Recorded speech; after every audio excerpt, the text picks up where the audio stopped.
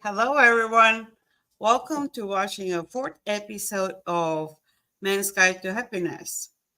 And today's episode, I have invited Bob to talk with us. Hi, Bob. Hey, what's going on? All good. Um, just getting the viewers ready for all the happiness talk. Great. Mhm. Before we start, tell us a little bit about yourself. Okay. My name is Bob Thompson. I reside in Hampton Roads, Virginia, which is essentially Virginia Beach, Norfolk, Virginia area. And I am a motivational speaker and real estate agent. Hmm. Awesome.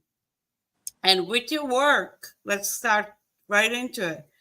With your work, do you think about happiness at all related to your work? Definitely. As a real estate agent, without a doubt, I've been doing real estate for over 15 years now.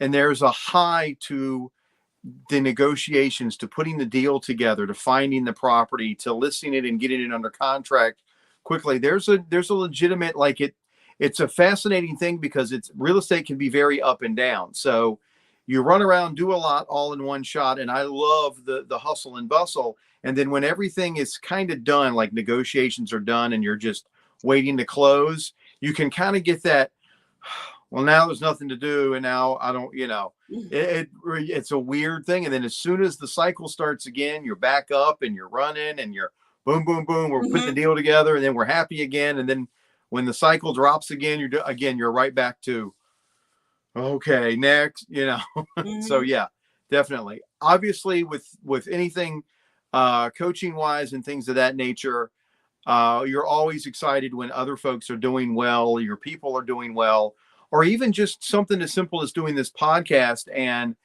to have a stranger reach out and go, hey, I really appreciated what you said the other day. Or even if somebody just gets one Mm-hmm. little nugget of information that maybe they didn't know, to me, that means the world. That makes me very happy. Mm-hmm. That's what with our now there's a lot of podcasts, and I think that's what makes the difference. If one person gets value, it's already a successful podcast. But in reality, there's all those podcasts that we do, there's more than one. And it's just with the years coming, when people watch the episodes from year, 5 years, 10 years from now, there's more people all the time who get profit and value out of that one episode that you did. No, definitely. I mean, I still listen to one of Les Brown's original speeches. You have greatness in you, which is kind of his landmark one. And I like the stuff that he does now, but I always will go back to that original speech because there's just something about it. Maybe it's a combination of him being a bit younger and hungry, or whatever you Mhm. want to call it. It just something about it always, there's always, motivation there along the way, regardless of how many times I've listened to that thing where I daggone can recite half of it or more to other people. But there's something about it that just, it's always powerful and motivating. Mhm. And I think motivation is also one thing about happiness. Yeah. Give me Yeah. 1 second. I'm not happy about it, but give me 1 second. Hold on. You going to your puppy? No, I'm going to the other person that's in the house that's stirring up the puppy.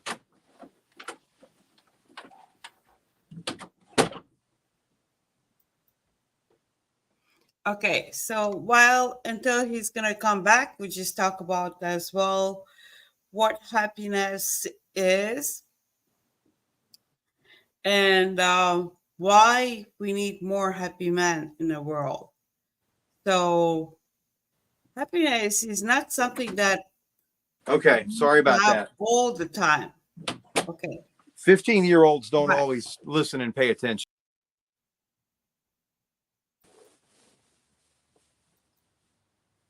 I took a little second. I didn't know how long you're gonna be gone. So the viewers as well. They have to pay attention. Like this is life, you Uh-huh. know. And I like when people to understand that moments like this happen, you have a plan, and then you have to adjust the plan, to go a little bit this, and now it's more okay than it was before. Yeah, because again, and we've all been young, and the 15-year-old wasn't quite understanding what I had told him earlier, that you can't have a bunch of people over because the dogs are going to be barking and all of that. And so I had to go out there and speak to him real quick. But again, I've been there. Lord knows, I'm surprised my father didn't strangle me on more than a few occasions when I was younger. So it's all part of living. Mm-hmm. So let's go a little bit off on this task then. With being in a different age, you remember when you were younger, what was your view of happiness when you were younger compared to what it is now? I would say when I was younger, happiness is comes a little easier, and it's a little bit more self-serving also. So it's Mm-hmm. more about your needs in terms of, okay, well, I'm going to go to this party this weekend and I hope I get to see so and so, and obviously I want to, give her a kiss and all that other fun stuff that goes on with that age group. So it's a little bit more short term, and it's a little bit more self-serving, I would say, as compared to, at the age of 50, it's a little different. Mm-hmm. So what is it now in your age now? I think it's more about experiences. I think there's certain things that'll make me instantly happy, but it's definitely more about experiences, and hitting goals, I think, are also make me happy. So I think it's more stuff like that than anything else, or even just going to do something with somebody that, maybe they've never been able to do before. Mm-hmm. I think with the if we go to happiness at work, I think it's the way you were explaining it in the beginning. It's about the movement. Yeah, it Mm-hmm. definitely. And again, I absolutely love what I do, so it never really feels like work. Even when I switched over from, I used to be a chemist in a lab for 9 years, and when I Mm-hmm. transitioned from chemistry into full-time real estate in 2007, that's part of the reason I did it, because I absolutely loved the real estate and fell in love with it, and never felt that way about chemistry. So going to work was a job for those 12-hour shifts, to where Mm-hmm. real estate, coaching, motivating, any of that stuff is a joy. And it just, there is no work involved with it whatsoever. Mm-hmm. Was it easy to make the change? No, I mean, it was difficult. Originally, my ex-wife and I had a 3-year plan, Mm-hmm. and we got it done in 2 years. So we made sure bills were paid, cars were paid off, because we knew I wasn't going to be getting a consistent income anymore, as opposed Mm-hmm. to, okay, when I was working at the chemical plant, I was making about 45 grand a year, which in 2006, 2007 was decent money, had good medical, but I was Mm-hmm. miserable, absolutely Okay. miserable. So, and everybody told me I was insane for leaving that job, because, obviously we were in a recession and all of that, but I knew where I needed to be and knew where I was going.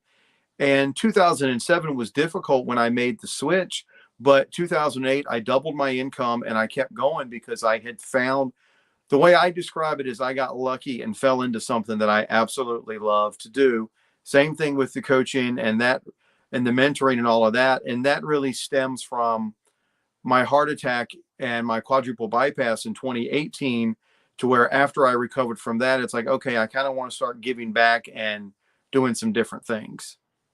So was that before the change or after the change? Now you said the years, but I go went real back. estate full time in 2007, and I had my quadruple bypass and my heart attacks in 2018. So the end of 2018 threw Okay. me for a loop. I started doing some coaching and mentoring within real estate in 2019, and that kind of blossomed up to what it is now, to where it's not just real estate focused at this point. It's kind of focused all over. So having that big of a health issue and that situation in your life, in those kind of moments when we have those health issues and everything, we and like that's what I'm trying. As when you were gone for a second, I started talking about this all, that happiness is not something that you have to have 24/7. you know? You No. have all those other situations where you need those other emotions, everything else. You're going through other things. You're going through health issues. That's not the time to like think like, oh, think happy thoughts. No, that's the time to talk other time. Think about other things.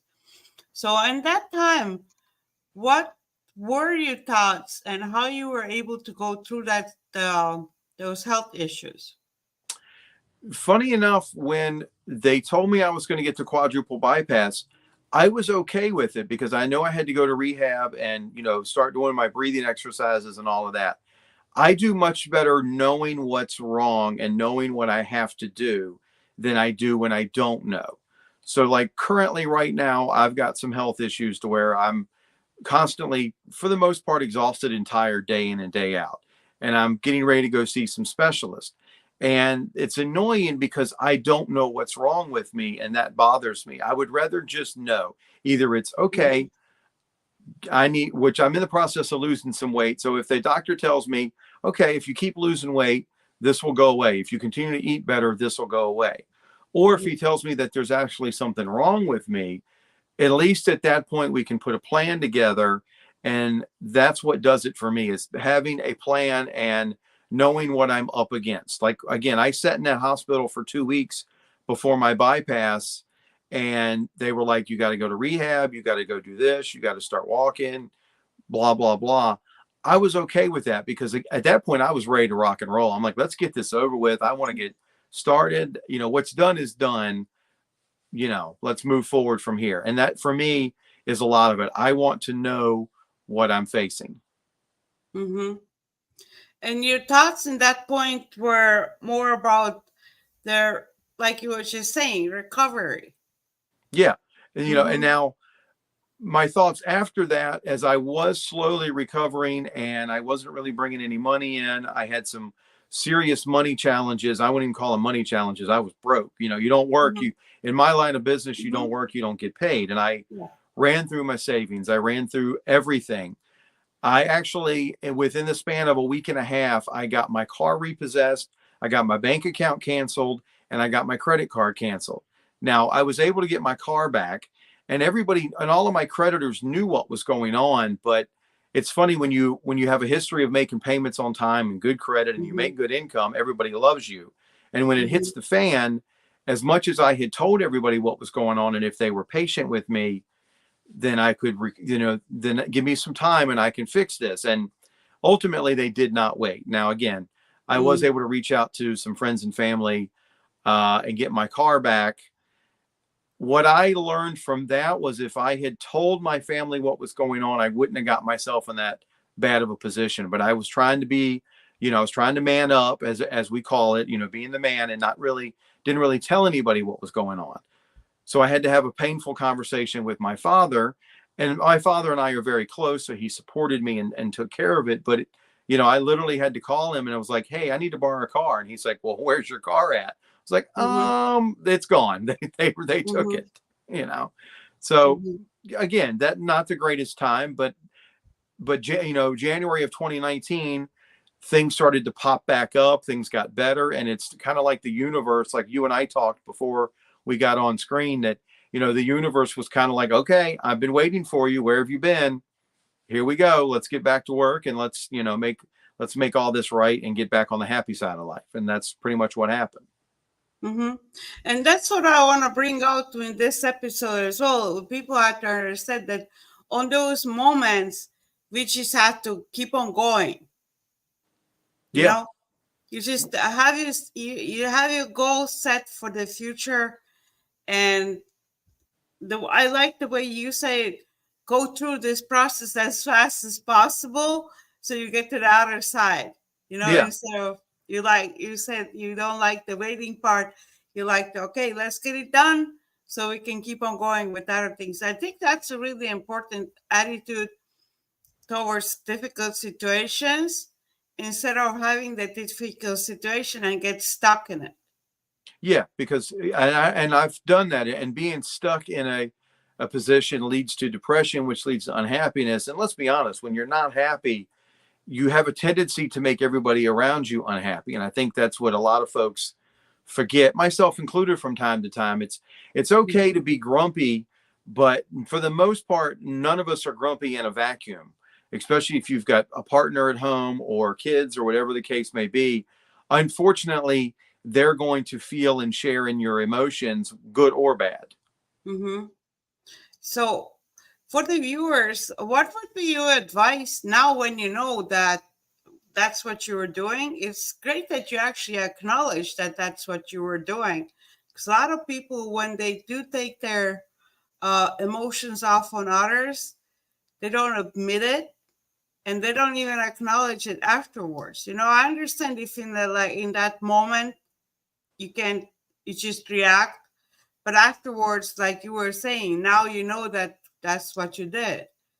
So, for what would be your advice for people taking their emotions off on others? I would think that they need, that works for the person doing it and the person that's receiving it. Whether we like it or not, we all try to be independent or have the feel or the thought process in our brains that we're independent and we're not affected by other people. And to a certain extent, we can control some of that. But the fact of the matter is, even at 50 years of age, there's about 10 people in this world whose opinions I really care about. But Mm-hmm. when those 10 opinions are, if they're unhappy with me or they're telling me that I'm doing something I shouldn't be doing, those are the ones that are going to affect me. It's not going to be the average Joe on the street. It's going to be our partner or somebody that we're close with or kids or whatever. So I think we have to be mindful of that on both sides. I've gotten better at of trying not to take other people's emotions personally if they're having a bad day, Mm-hmm. and be mindful that, okay, my partner's going to be affected if I'm storming around the house because I'm upset with something, or, it's almost better to just be like, look, I'm having a bad day, acknowledge it. I'll catch up with you in a little bit. You go do your thing. I'm going to go sit here and act like a baby for another 20 minutes and then I'll feel better. I'm going to have a good Yeah. pout and then Uh-huh. I'll be good. Mm-hmm. And I think that's a beautiful way of communication if you actually tell the person ahead of time. I remember I had that when I was pregnant, and I was telling my back now it's ex-husband, I was saying like, though that kind of emotions that I'm having right now, they have nothing to do with this situation or you. It's just hormones. You Yeah. know, it was just like let the person know what's going on, and the way you said, give that time to yourself to calm down instead of taking it off on others. Yeah. Because I normally, when I get mad, 9 out of 10 times, it's against stuff that I absolutely have no control over. And typically it's going to be a technical issue, or it's going to be something stupid. Quite honestly, the printer's not printing correctly, the computer's Mm-hmm. acting. It's stuff that I can't control and don't necessarily understand. So there's no one to call and fuss at. You and I both know if my Mm-hmm. phone's acting up and I call the Verizon lady, I'm not going to yell at some poor Verizon woman in India because my phone's not working. Because number one, it's not nice, and number two, it's not going Mm-hmm. to do any good. That poor Mm-hmm. lady in India is not going to be able to fix my phone. So me Mm-hmm. fussing at her for 20 minutes is only going to make me feel better in the interim, but then I'm going to feel bad later. And she ain't making enough money to listen to me bitch and moan. Mm-hmm. If I was Yes. her, I'd be like, yeah, okay, whatever, sir. Okay, yeah, Mm-hmm. I'll do what I can. Thanks. Mm-hmm. And do people just understand? A lot of those people that will like taking things off on others, they don't understand that usually that person is not the one, like you were just saying, can fix that situation. It's also not their fault. Yeah, they have nothing to do with it. They're literally sitting somewhere. And that's the case like with anything you see on TV when people are being Karens or they're doing whatever. Typically, they're yelling. Why are you going to yell at the 16-year-old cashier because price point came up wrong on a can of juice? That 16-year-old cashier didn't have anything to do with it. So if you've got a real issue, okay, well, to go take it up with the manager or somebody of that nature. But yelling at the teenager behind the counter at Burger King is not going to solve your problem. Mm-hmm. And also, like, actually, the point is, like, you don't even have to yell. If you actually go and talk Yeah, normally and calmly and like a decent, caring person, you will have more value to it. Yeah, 9 out of 10 times you'll get what you want, or you'll be listened to a lot more if you're pleasant and come at it from a different perspective. Now, there are times when you do have to, put your foot down. Unfortunately, right, wrong, or otherwise, Mhm. there are those occasions, especially if it's you see somebody else getting attacked or bullied. The best way to, in Okay. my opinion, Hmm. to come back on a bully is to let them know, nah, you're barking up the wrong. You don't get to act up and act a fool at a CVS and start yelling at people if I'm standing there, because I'm going to call you out. I don't Hmm. care who you are. You are not, that behavior is not going to be accepted, and everybody else may stand there and let you do act a fool, but I'm not going to, right, wrong, or otherwise. I am going to put my foot down. I am going to try to put you in your place, because you're ruining my day, and you're affecting everybody around here that literally are just there to get their meds, or they already don't feel good, whatever the case may be. No, take that outside. I'm not listening to that. Hmm. I like it as well. I do. I tend to do the same thing, if possible. I'm not just a bystander. If I can make a difference in that situation and calm a situation down or something, that's what or adjust, bring out that other person's behavior is not acceptable. I do the same thing. I wish more people do as well, Bob. Oh, I agree, Yeah. and of course, sometimes there's always somebody's like, "Well, it's none of your business," or "Why would you yell back? Yell at that person?" And sometimes that's what it takes. It's easy to act a fool and get away with it when nobody is challenging you on that.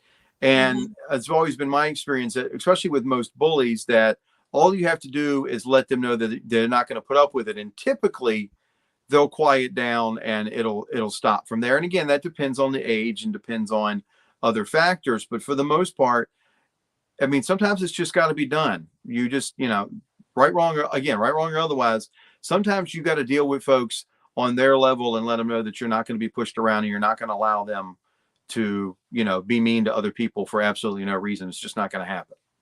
Hmm. And I liked how you said also that uh, people say it's not your business, but if we keep on living thinking like it's not my business, then whose business is it? It Yeah. has to become each of our businesses to make sure being supporting each other to be nice. Yeah, and also, and reminding the folks that don't want to be nice or want to be a bully, that that behavior is unacceptable, and somebody is going to stop you, because otherwise, why would you stop? If you're Hmm. constantly acting that way and always getting away with it and nobody says nothing, then you don't know, you don't have any repercussions. Let's be, the old joke of, everybody knows how to fight until they get punched in the mouth. It's real easy to run your mouth until somebody calls you out on it, and then you have to go. And granted, again, I'm not a big person, but Hmm. 9 out of 10 times, if somebody's acting a fool and you call them on it, typically that de-escalates it most of the time, and they're gonna end up stopping anyway, because the everything's been put back on them at this point. You're the one that's being a fool and being loud. You need to stop. And then, for the most part, that's typically what will solve the problem. Hmm. Exactly. Just pointed out. Well, let's go back in a happiness I again. agree. But that was part of the happiness because all those things connect. The way we behave, that is part of the happiness. That is part of creating a happy world. Is being not being a bystander and bringing out other people's bad behavior.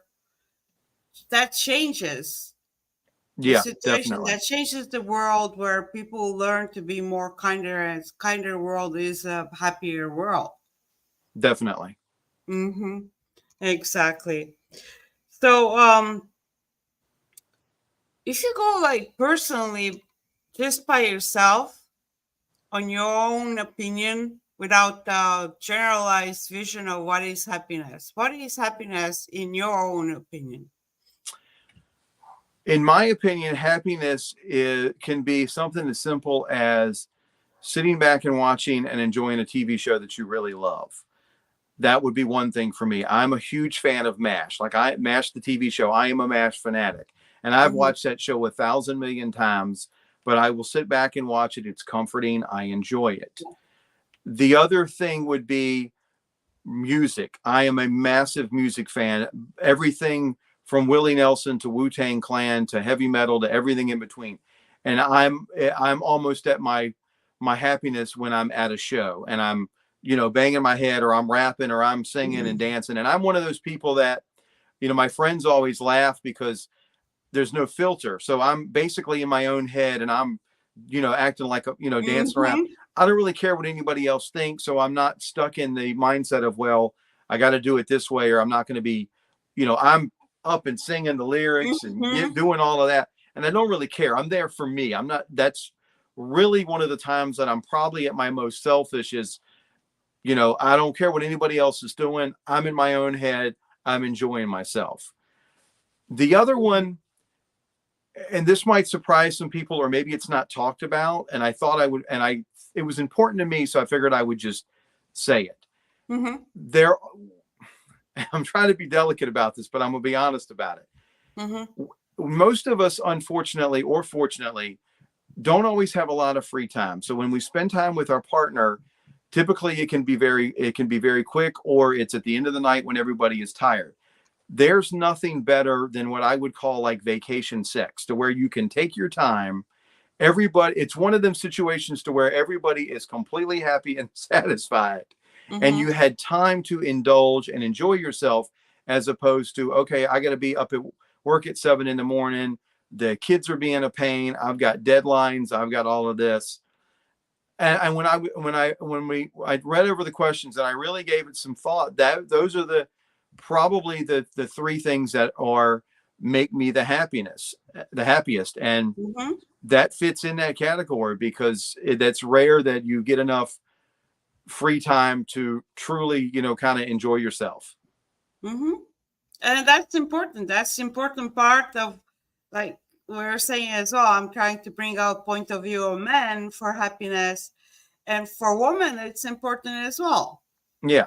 Mm-hmm. I like how you call it. I like you call it a vacation sex as well, because for the viewers, try it. Yeah. I mean, it doesn't Or have to to be try it. on vacation, but when they, like Yeah, in my I case, when understand. when Or the you, kids when the kids are out of the house and you've got that weekend amount of time, or a large, by your, with just you and your partner, again, you can relax and enjoy and not have to worry with every 15 million things that are going on in the day-to-day world. hmm I actually thought about, like, maybe it's a staycation, There you go. That works too. staycation sex. Yeah, it's just, when it's one of them deals when you look back at your partner and you're both proud of yourselves and you had fun, and everybody's happy. Uh, when you were talking about the music and concerts, I'm gonna bring this story here, Bob. I think you're gonna like it as well, because I'm the same way with the concerts, especially when I was younger. And it was funny because I go to those rock concerts or something like this, where the heavy metal music or something. I same way, I like all kinds of music. But on those concerts, it was funny because if it's like smaller concert and you have availability to go right on a first rows or something like that. So it was funny because I had longer hair, but long blonde hair, and I was there with the long hair, the leather jacket guys all in front row flipping my hair, because just it's not in that moment, it's not about the music anymore. It's just the action of the movement and what you're doing. It's just you get so much energy off of it. No, definitely. I don't think there's really truly enjoying a concert or music. I think is one of the most selfish things you can do, but it's a good selfish. It's your time to be in the moment. You know, you hear a lot of musicians talk about, when they play music, they do it for themselves. When they write music, they do it for themselves. I played in a band years ago, and when I was on stage for me. That's me in my Mhm. head doing my thing. I'm not really worried about, honestly, if anybody else is particularly enjoying it, or what everybody else is doing. It's very therapeutic for me to be in my own head and enjoy myself. Mhm. Being in the power of now. Yeah, exactly. Mhm. That's perfect. So the way but if we go back, this was your personal view of happiness. But what do you think? What are the misbeliefs that people think of happiness, especially in when you're in real estate and you see people's view of happiness from outside? What misbeliefs, especially misbeliefs that people think there are? I think a lot of real estate agents spend too much time playing into the cliches of, well, we get done with the day, I got to go have a glass of wine, and real estate is stressful, and real estate is this. I don't necessarily subscribe to that, and I've, been round and round on, some different, groups with that, because my attitude is, number one, it's to me, it's not that stressful of a job. Number two, I've worked real jobs. There's a lot of people in this world that have worked real hard jobs. I worked on the plant, 12-hour shifts, scraping concrete in the cold, in the heat, our military folks, stuff like that. So I think a lot of real estate agents get wrapped up in the, my job is so hard and Mm. what I do is super important. Yes, it is super important. I mean, you're helping someone buy and sell homes, or in my case, it could be investors I'm working with. But at the end of the day, I've had harder jobs. So let's calm ourselves down a little bit. It's not that serious. It's just not, if for whatever reason, if the market collapses tomorrow, well, then I have other job skills and I have other things I can do. And again, I haven't had to work a physical job in the better part of 15, 16, 17 years. So that I think a lot of real estate agents miss out on happiness because they focus on the wrong thing and they focus on the negatives. I think people in general, men especially, have a tendency to push their happiness off or try to derive it from their wives, their spouses, significant others, their kids. And I don't think that's necessarily the best place to find your happiness. I think you've got to do those type of activities and go spend time with your children, spend time with your spouse. And you may not get to do all the things you want to do, but it's also okay to walk away and say, okay, I'm going to go spend the day doing what I want to do, whether it's, I don't know, golfing, fishing, whatever, you're particularly into. Mm-hmm. That's important as well, to understand that the happiness is in the moment and what you're doing. Yeah, exactly. And I think perhaps understanding as a parent that, okay, sometimes you're going to miss things that you wanted to do because you've got to spend time, doing it with your child. Like I had a conversation with my father a couple of weeks ago. My best friend, his kids did travel soccer and all of that, and they were Mm-hmm. really good at it. So they literally, got scholarships and all of that, to where Mm-hmm. I was a terrible baseball player, couldn't hit the broadside of a barn, and most of the time sat on the bench. So I asked Mm-hmm. my dad, I was like, how miserable was that, having to take part of your Saturday to watch my little self sit on the bench and do absolutely nothing when I couldn't hit the broadside of a barn? And he laughed, and he wouldn't exactly tell me what he really thought. But I was like, Okay. that's got to be annoying, because at least when Kirk is out seeing his kids play, they're killing it. And they're, typically they were the top one or two guys on the team, Mm-hmm. so there was a reason to be out there, to where, again, I'm riding a pine for 8 out of the 9 innings and I can't hit the broadside of the barn.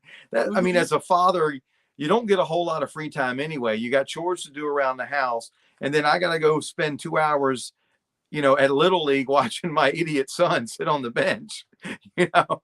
So, and Dad didn't say that he hated it, but he also didn't say it was one of his great joys either. Mm-hmm. But think about like the point of view, the point that he actually still did it. Oh, of How course. And much I that love him for mean? that. And I'm very Yeah. close How to my much it father, actually meant to you. you Mm-hmm. know, and it meant a lot to me that he was there. But I would imagine it's interesting that other perspective of that you're there for a reason, but at the same time, you, in the back of your mind, you're like, when's he going to quit playing the sport, because he's clearly not any good at it. And I could use that free time on that Saturday afternoon. Mm-hmm. you know I mean, especially, I guess maybe it's lessened now, where a lot of kids have activities that you don't necessarily have to be there for. So that if they're in karate or jujitsu and they're training and practicing, you can drop them off for an hour for Boy Scouts and stuff like that, to where watching the game on a Saturday takes you actually have to take the time to sit there and watch. And you don't want to be an absentee father, so you do what you got to do. But I, again, as a looking back on it now, I'm sure that's got to be just like, okay, can we just get this done? You probably find some kind of joy still in it. I think so. I mean, I'm sure they Just, do. It's just, those are the weird thoughts that I have in my head, you know. exactly. But when you were mentioning before, a little bit before, you were talked about how men usually don't, and I think that's kind of maybe the problem. Men don't talk or think about happiness. Maybe now they do more. You tell me, do they do more now, or do they? Is it something that men talk about at all? I would say the current generation, you figure I'm 50. So when I would say Mm-hmm. folks, say men that are 30 and under talk about it more. But let's be honest, that goes along with mental health in general. You figure my Mm-hmm. father is 80, so it wasn't discussed. You worked hard, you did what you had to do, and quite honestly, you didn't cry and you didn't talk about it. You kept your Mm-hmm. mouth shut. And he grew up in a rougher time period, and I pretty much grew up, from the, again, if you're going to cry, we'll give you something to cry about. There wasn't Mm-hmm. a whole lot of I love yous. Now, I know my father loves me and my father will tell me Mm-hmm. that now, but growing up, it wasn't something that came out of his mouth on the regular because, again, he was his traditional breadwinner working 9 to 5, chores on the weekend. Mm-hmm. Then you become a teenager and you think your parents are are wrong anyway, and Mm-hmm. everything at 15, which we both know is not true, but that's how you feel at the time. So I Mm-hmm. think it's gotten better because mental health has made leaps and bounds. And I think men are allowed to express themselves and be able to do that, to where it was pretty much understood years ago that you just tucked it all in, sucked it up, or worse than that, you abused yourself either with alcohol or drugs Mm-hmm. or yelling at your children or beating your wife or whatever, Mm-hmm. as your outlet instead of just actually, God forbid, having a conversation with somebody. Mm-hmm. I think that actually makes me point out that new generations, they're 30 or younger, they really lucky on that way that their life is easier now and they get to spend more time of thinking about the happiness. It's good for your age as well to understand that they have it, that the younger generation have it, but now the older generations they have to kind of find it. Yeah, and I think that habits are hard to break. I think Mm, young people get wrapped up in, well, okay, you're 80 and you should know better.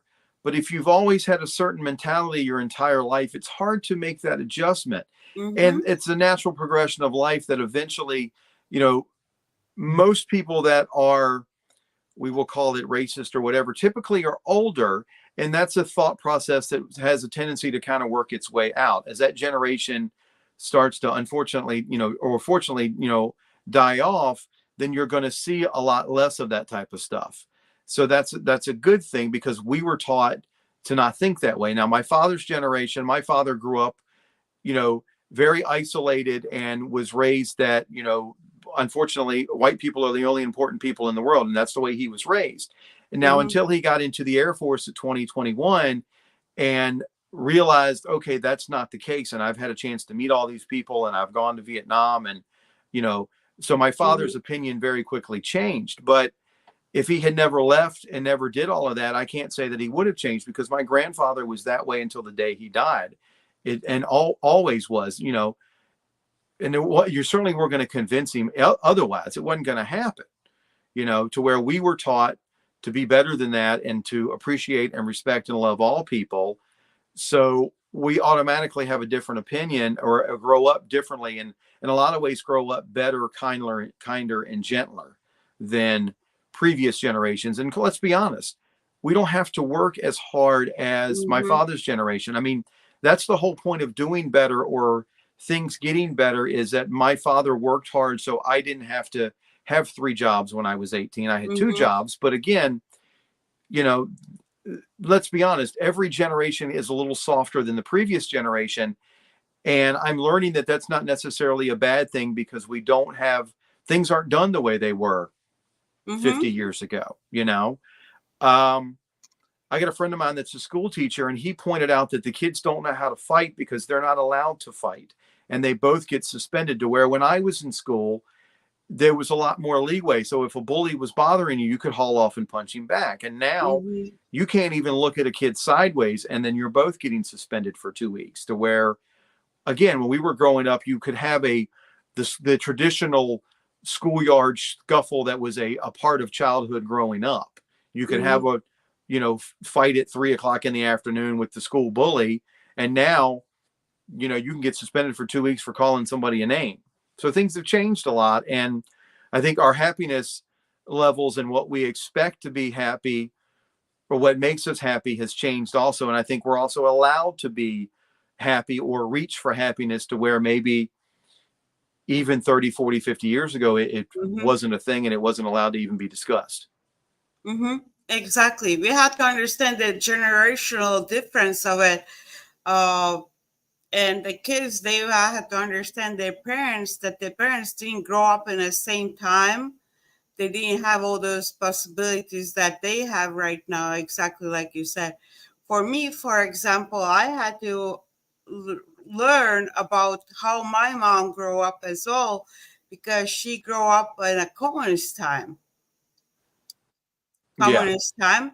So I didn't understand a lot of things, the way why she was thinking this way, or why, what's her this, how she made her decisions, until I actually learned about communism, and then it made sense, because that was the knowledge that she was raised with. It wasn't like her own choice. Yeah. And you're going to reflect that into how you feel about whether I always make the joke that, you know, everybody thinks they're the greatest parent that ever lived, or they know how to be a parent. And those, and the generations have adjusted and they've changed. When I was growing up, we didn't argue with my father. There was no argument. It was, okay, well, we're going to go outside and you're going to go do this chore. And with my girlfriend's 15-year-old, it's, okay, well, we're going to get this done, but you've got a couple of hours to get it done, because I can't go at it the same way my father did.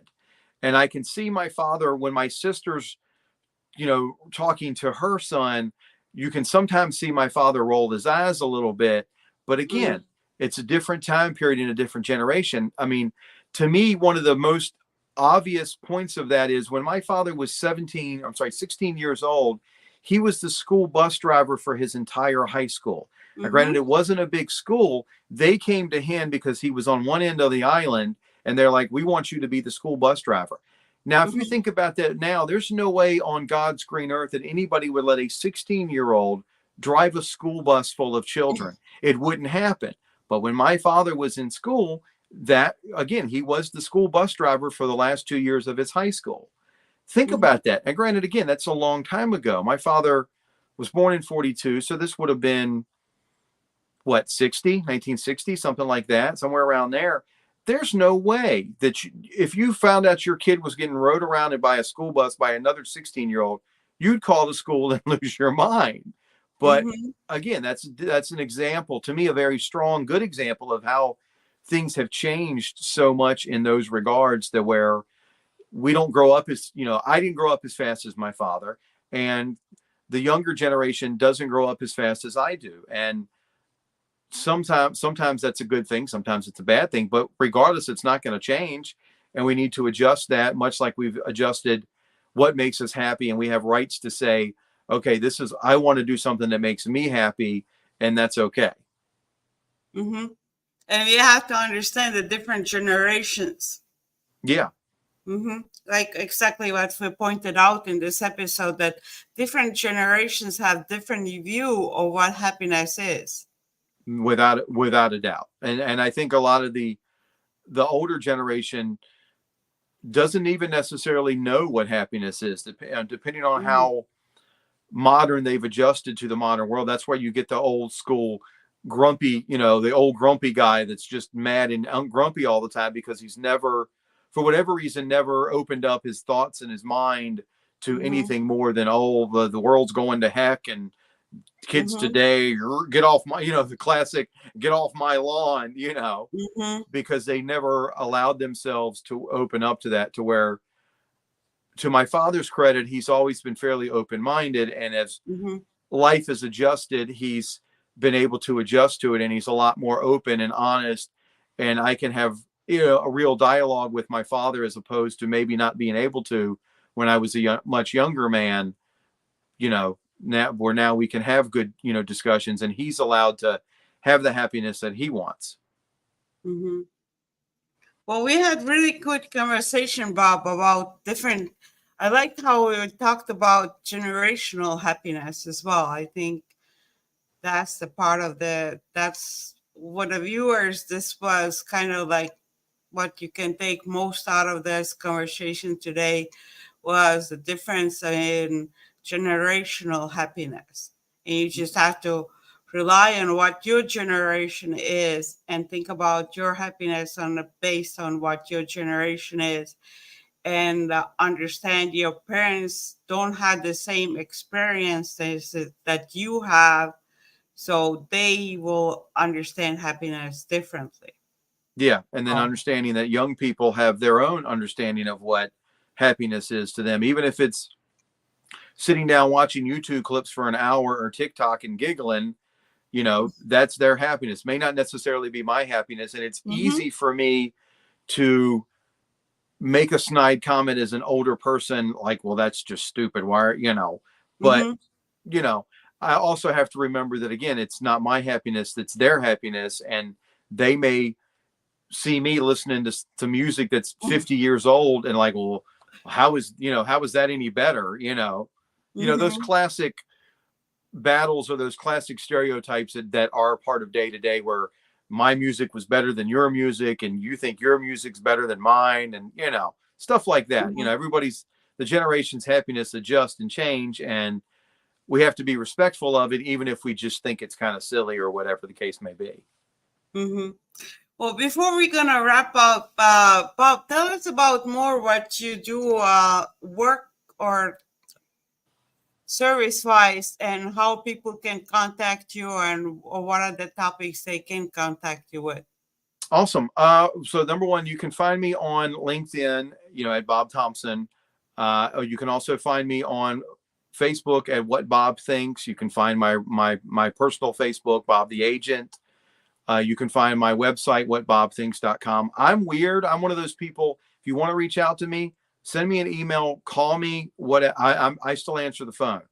In terms Mm-hmm. of what I'm doing, is I'm really focused on persistent progress and the self check. To me, it's important to, you can meet your own goals, and you can create your own goals, and it's incremental change. It's that little bit that you do every day that will get you to the next level.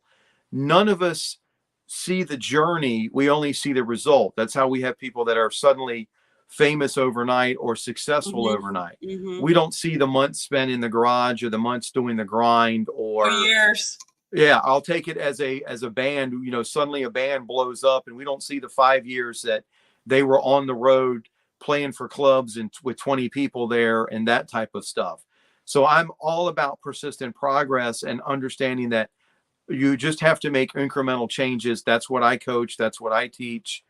Obviously, on the real estate end, I encompass it Mm-hmm. all, investments, a little bit of everything. But my heart is definitely in the mentoring, in the coaching, public speaking, things of that nature. I actually have a speech I'm giving at Regent University to their business department, being honest and living your honesty and your truth. So I think those are the type of things that I'm passionate about and are important to me. And again, shoot me a phone call, send me a Facebook message, whatever. I'm here. I'm always around. Mm-hmm. And all those links and everything like this for the viewers, they're in description as well. So if you want to contact Bob, look in the descriptions, or go back and hear what the numbers and everything that he said. Before we want to wrap up, you already said a few things before that make you happy. Let's wrap up again with saying few things or activities. You said activities, so let's now go really, really simple, everyday things that make you have this feeling of happiness, like even if it's just for one moment or something? I would say again, an activity would be obviously music, just enjoying music and hearing something new. Somebody reaching out and saying that they liked something that I did, even if it's again, if it's, hey, I got this, I heard this one thing you said about this, and that's really cool, and I liked it. That's great. Sometimes it can be as simple as just, I had a little kid the other day that needed an extra 75 cents to get his soda, and his Oh. dad didn't have his wallet on him. So I'm like, well, here's $1 and go do your thing. So Mm-hmm. simple stuff like that will make me happy very Mm-hmm. quickly. Heck, I know every morning at 7:30, the dog, as she glazes at my feet right now, is going to make sure that I'm up and moving at 7:30 because she wants her breakfast. So she'll come up and Mm-hmm. whine and play a little bit, and that always makes you smile because it's such a routine, and she, there she is, just you need to Mm-hmm. get up, daddy, and give me some food. So Mm-hmm. that's a happiness right there in itself, definitely. So stuff like Mm-hmm. that. Yeah, I like that. It's so so beautiful. And people would just that you have to understand it. You have to find the happiness in those little things and little moments. It's not the happiness 24/7 overloaded, crazy, happy, jumping up and down all day. It's just everyday situations, and then when something happens, we go back to the happiness. If something not happy happens, then we go through it, just keep on going through until you get to the other side. So Definitely. yeah, so thank you, Bob. Thank you for a good episode. Well, thank you for having me. I very much enjoyed it, and I'm here if you need me. Definitely. Mm-hmm. And thank you for all the viewers for watching this episode. This one is the fourth one. Make sure you watch the previous one. And if you're watching it later on, from 10 years from now, right now is the year 2023. So if you're watching Woohoo! 10 years from now, watch the episodes that are coming, following episodes as well. Thank you, everyone. Enjoy your day. Thanks.